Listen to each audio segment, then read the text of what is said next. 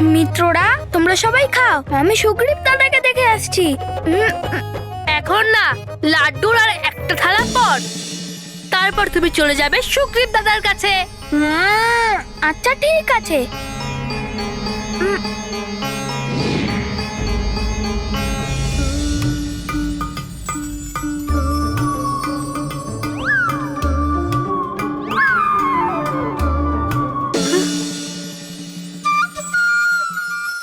আরে সব কি হচ্ছে? আমরা সমানে লাড্ডু বানিয়ে যাচ্ছি, অথচ লাড্ডুর পাত্র বাড়ছেই না। হনুমান আবার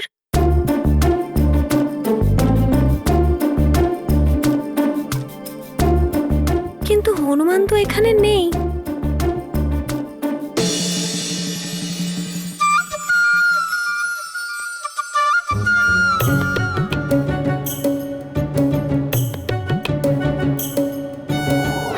ভাই আমার থেকে অনেক বড় ভুল হয়ে গেছে। মতে ভ্রম হয়েছিল আমার যে অন্যের কথায় আমার ছোট ভাইকে আমি এত কষ্ট দিয়েছি। আমার কৃতকর্মের ওপর আমি লজ্জিত। না না সুগ্রীব, চোখে চোখ মেলাতে পারবো না আমি। না আমার দাদা হবার যোগ্যতা আছে, না পুত্র। এই পাপে হাত দিয়ে আমি আমার পিতাকে বন্দিগৃহে নিক্ষেপ করেছি, দাসের মতো ব্যবহার করেছি। আমার মাকে এত কষ্ট দিয়েছি।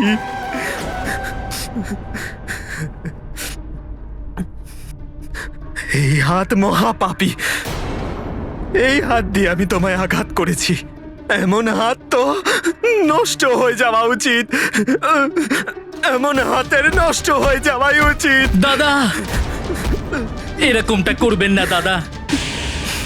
এই হাত দুটোই তো আমাকে স্নেহ দিয়েছে, কত বিপদের হাত থেকে আমাকে রক্ষা করেছে। না সুগ্রীব না,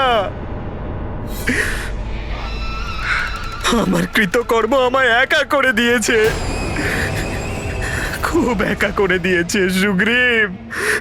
আমার ভাই, আমার মা, আমার পিতাশ্রী সকলের থাকা সত্ত্বেও আজ আমার কেউ নেই। এমন জীবনের থেকে তো মৃত্যু ভালো। দাদা, এরকমটা বলবেন না দাদা।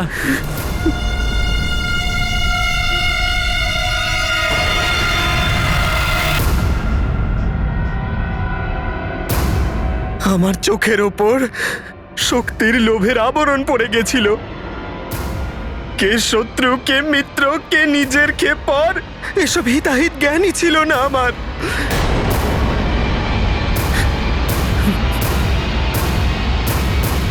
লঙ্কেশের মতো রাক্ষস রাজাকে আমি আমার হিতাকাঙ্ক্ষী মনে করেছিলাম, আর হনুমানের মতো সকলের সংকট হরণকারীকে আমার শত্রু।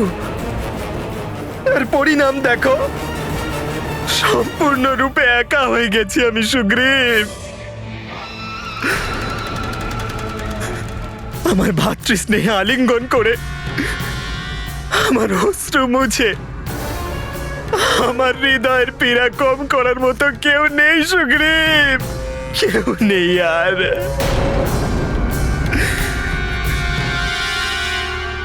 ব্যাস দাদা, ব্যাস।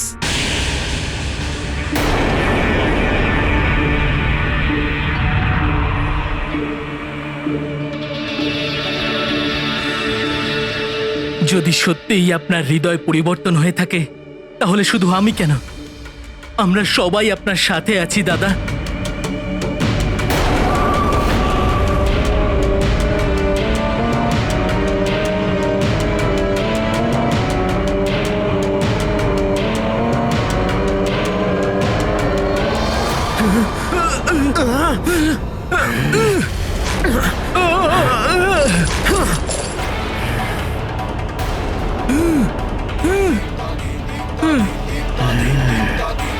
কে তুমি? তুমি আমার বালি দাদা নও।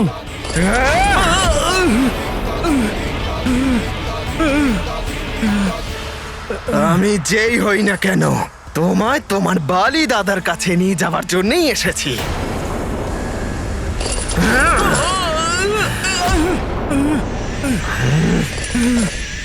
তুমি আমাকে এইভাবে এখান থেকে নিয়ে যেতে পারবে না। আমি অসুর শিল্পী ময়ের পুত্র মায়াবী। মায়াবীর মায়া হয় না বিফল কায়া। মায়াবী,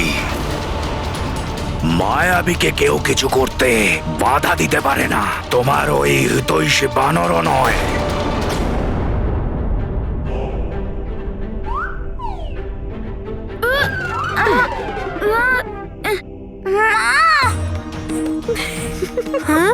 এটা কি হলো? আচ্ছা, এখন তুমি অদৃশ্য হওয়া শিখে ফেলেছো। মা, অদৃশ্য হয়ে কি লাভ হলো? তুমি তবুও তো হনুমানকে ধরে ফেললে।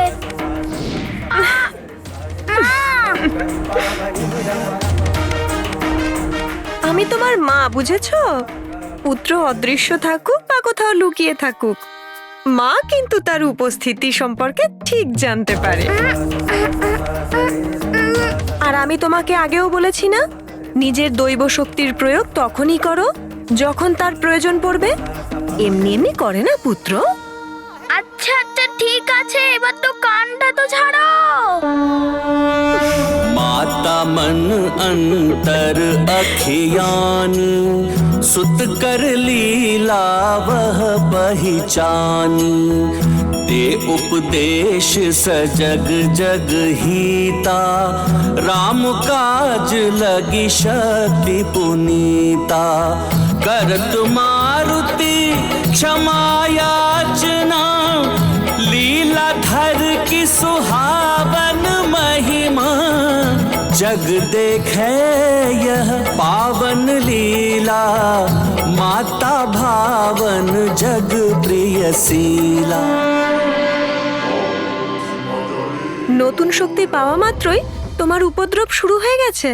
মা, ক্ষমা করে দাও না। হনুমান এগুলো মিত্রদের জন্যই করেছে। আচ্ছা আচ্ছা, এবার কিন্তু ছেড়ে দিচ্ছি। আবার যদি করো তাহলে কিন্তু দণ্ড দেব। আচ্ছা, তুমি তোমার হনুমানকে দণ্ড দেবে, তোমার পুত্রকে দণ্ড দেবে। মা, হনুমান, হনুমান, হনুমান দাঁড়াও।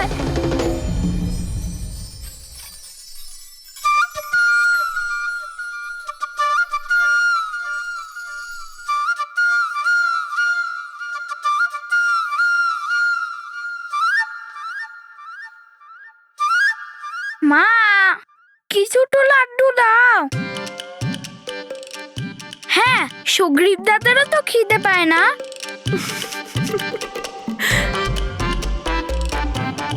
চলো মহানতম বালির অনুজ ভ্রাতা, চলো।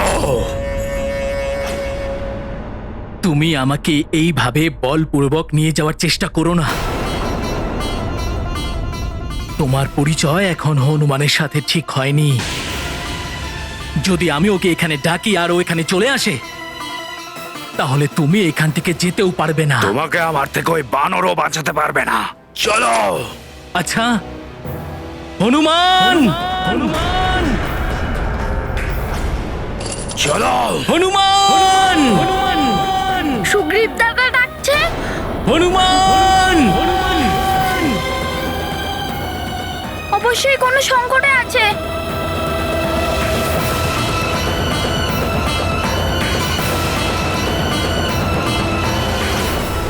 ওই বানরের আসার পূর্বেই আমি তোমাকে এখান থেকে নিয়ে যাব। মায়াবীর মায়া হয় না বিফল কায়া। সুগ্রীব দাদা, সুগ্রীব দাদা, সুগ্রীব দাদা, সুগ্রীব দাদা, সুগ্রীব দাদা, কোথায় গেলে সুগ্রীব দাদা? সুগ্রীব দাদা তো এখানেই ছিল।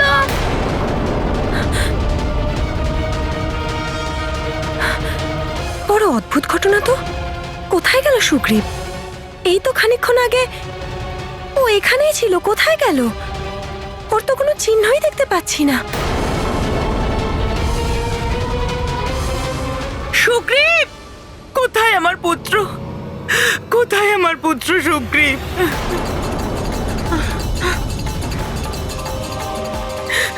হনুমান, তুমি তো ওকে রক্ষা করার দায়িত্ব নিয়েছিলে না? সুগ্রীবের সুরক্ষার সম্পূর্ণ দায়িত্ব আমি নিচ্ছি। অন্তত আমি জীবিত থাকতে সুগ্রীবের কেউ কোনো ক্ষতি করতে পারবে না। আর পিতাশ্রীর প্রতিশ্রুতি পালন করার জন্য এই হনুমান যে কোনো সংকটের সম্মুখীন হতে প্রস্তুত। আর সূর্যদেবের শক্তির সুরক্ষা কবচ বানিয়েছিলে ওর চতুর্দিকে। তাহলে তাহলে ও কোথায় গেল?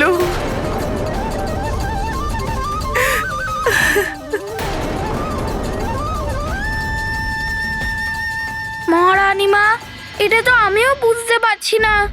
আমার এই তৈরি করা সুরক্ষা চক্র তো অভেদ্য। সুগ্রীব দাদার ইচ্ছে ছাড়া ওনাকে এখান থেকে কেউ নিয়ে যেতে পারবে না। তাহলে ও কোথায় চলে গেল?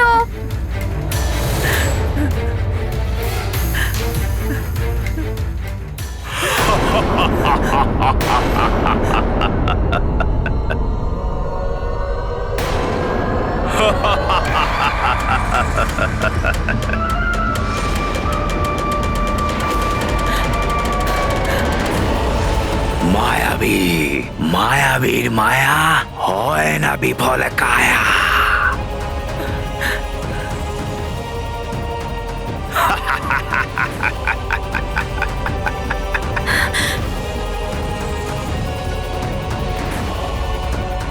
হনুমান, আমি তোমার সুরক্ষা চক্রের ভিতরে যেতে পারছিলাম না।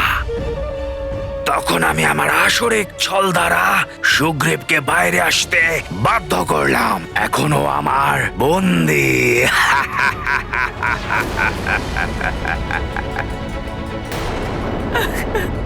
সুগ্রীব,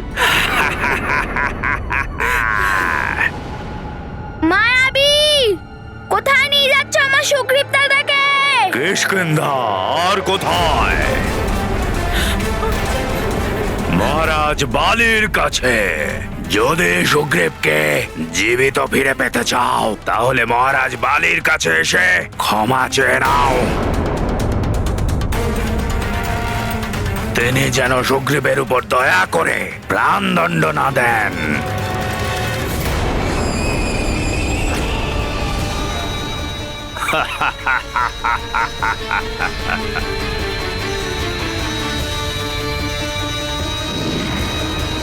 সুগ্রীব!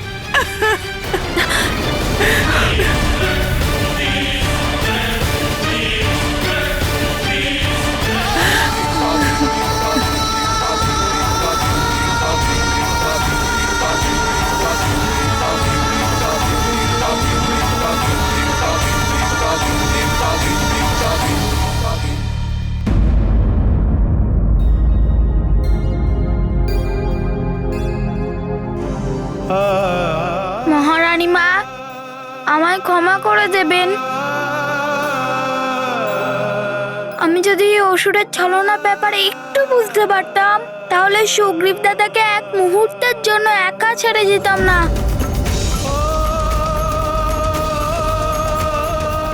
তাহলে ওই অসুর ওই সুরক্ষা চক্র থেকে সুগ্রীব দাদাকে কখনোই বাইরে নিয়ে যেতে পারতো না। কিন্তু আমি এখন কি করব?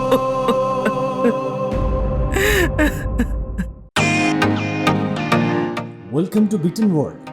How may I assist you? নতুন ফ্ল্যাটের জন্য একটা স্ট্যান্ড ফ্যান আর কুলার নেব। এই পচা গরম থেকে একটু স্বস্তি চাই। বাজার চলতে সব ব্র্যান্ড আর ভরসাযোগ্য নয়। তার জন্য তো আমাদের ফ্যান আছে, all purpose bullet table fan, ceiling fan. আমাদের সিলিং ফ্যান কিন্তু 30 মাসের ওয়ারেন্টি সহ পাওয়া যায়। আছে ফারাটা 2 বছরের ওয়ারেন্টি, 17 থেকে 20 মিটার এয়ার ফ্লো, মধ্যবিত্তের সাধ্যের মধ্যে একমাত্র ভরসাযোগ্য ব্র্যান্ড বিটেন। আমাদের কুলারের কিন্তু অনেক range, 45 litres, 50 litres, 70 litres, 90 litres, 110 litres. Honeycomb সহযোগে বিটনের সব কুলারের ওয়ারেন্টি 1 বছর। চেনা হাওয়ায় অচেনা অনুভূতির জন্য একমাত্র আদর্শ বিটন। গরমে স্বস্তি পেতে বিটনের ফ্যান হোক বা কুলার আজই আনুন বাড়িতে। Vuitton, digitally yours.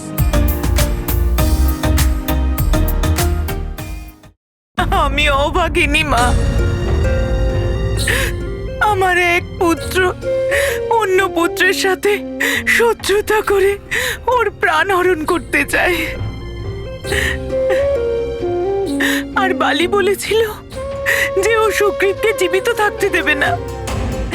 এখন যদি ওকে থামানো না যায় তাহলে ও অবশ্যই সুগ্রীবের সংহার করবে।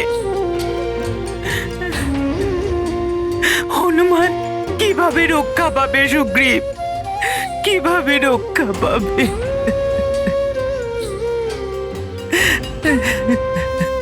চিন্তা করবেন না মহারানী, সুগ্রীবের কিচ্ছু হবে না।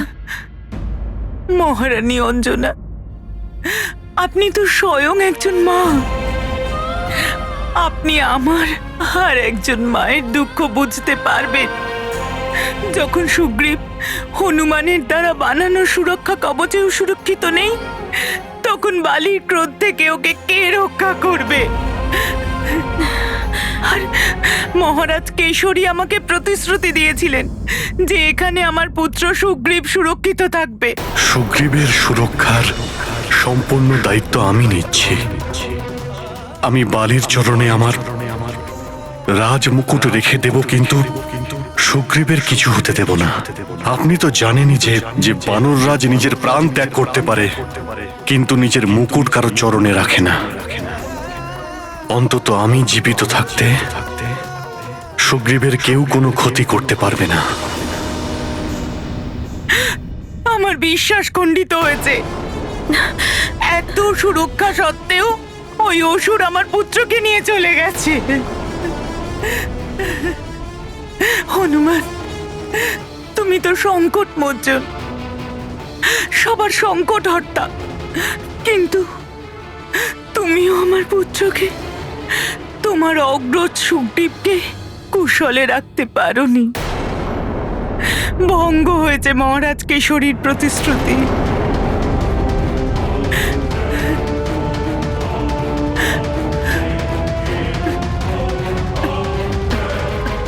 মহারানী মা, হনুমান আপনাকে কথা দিচ্ছে যে সুগ্রীব দাদার কোনো রকম ক্ষতি হবে না।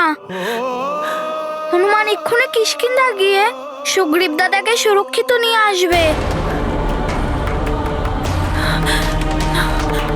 না না হনুমান, আমি তোমাকে বালির কাছে যাওয়ার আজ্ঞা দিতে পারি না।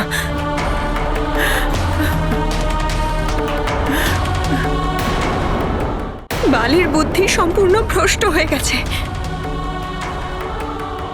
সমগ্র সংসারের তুমি হলে সংকট মোচন হনুমান, কিন্তু এই মায়ের কাছে তুমি শুধুমাত্র তার সন্তান। তোমাকে সংকটে পড়ার থেকে আটকানোর অধিকার আমার আছে। মা, আমার ওপর বিশ্বাস করে পিতাশ্রী মহারানী মাকে সুগ্রীব দাদার সুরক্ষার প্রতিশ্রুতি দিয়েছিল। এখন এই হনুমান পিতাশ্রীর বিশ্বাস কি করে ভঙ্গ করতে পারে?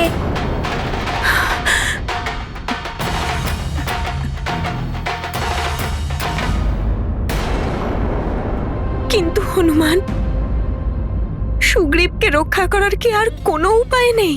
মা, যদি অন্য কোনো উপায় হতো তাহলে হনুমান তোমার আদেশ মেনে অবশ্যই থেকে যেত। যদি আজ আমি না যাই তাহলে সুগ্রীব দাদার প্রাণ সংকটে পড়তে পারে। তোমার আদেশ ছাড়া হনুমান কিছু করতে পারে না মা। তুমি আমার ওপর বিশ্বাস রাখো মা। সংকট যেমনই হোক না কেন, কিন্তু যা সঠিক, ধর্মের জন্য সঠিক, সেটা রক্ষা করার জন্য সংকটের সঙ্গে লড়াই করে তা থেকে বিজয় পাওয়ার শক্তি আমি একমাত্র তোমার থেকেই পাই মা। যখন মায়ের আশীর্বাদ আমার সাথে আসে, তাহলেই তোমার পুত্র কি করে অসফল হতে পারে?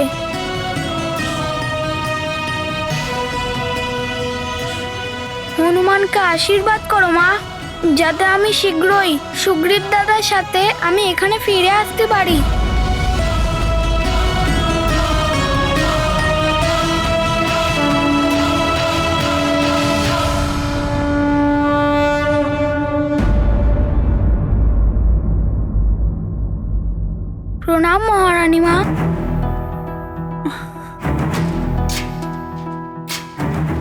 যান দিদা।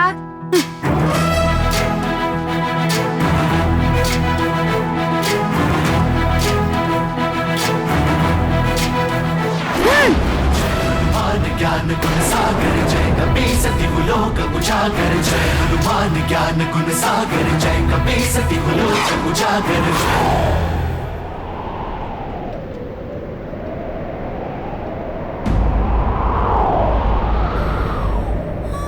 হে প্রভু, পুত্র হনুমান আর পুত্র সুগ্রীবকে আপনি রক্ষা করুন।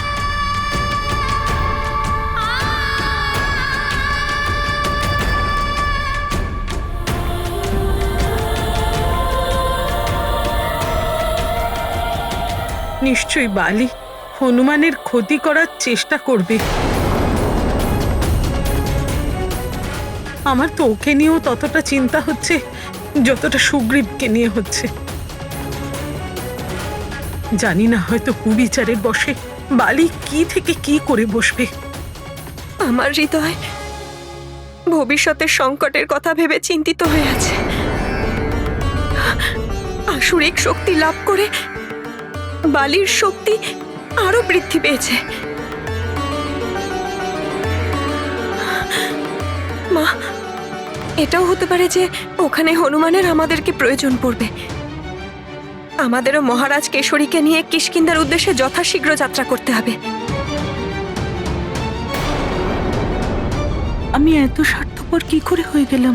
পুত্রমোহে বিবশ হয়ে এ কি করে ফেললাম? হনুমানের কাছে বালিকে বধ না করার প্রতিশ্রুতি নেওয়ার পরেও আমি হনুমানকে কি করে বালির কাছে পাঠালাম? আমি ওকে এত বড় সংকটে ফেললাম।